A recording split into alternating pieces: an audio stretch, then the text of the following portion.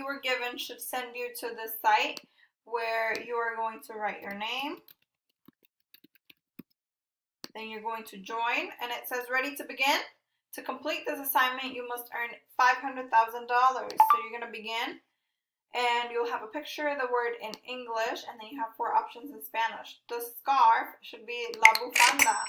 So for every question that you get right, you get money. So you can keep going, right? You can continue, or you can go to the shop. If you go to the shop, you can buy different upgrades, so you get more money per question. So for example, more money per question, I can buy it. However, I don't have enough money. So I can either go back to the shop and see what else I can buy. I really can't buy anything right now. Okay, so since I can't buy anything, I want to go back to the questions. So I'm going to go to the 3 lines, click on it, click on questions, and you keep going. The clothing, la ropa, right? So you keep going. The shoes, el vestido. Oh, that's incorrect. So for the questions that you get wrong, you are going to lose money.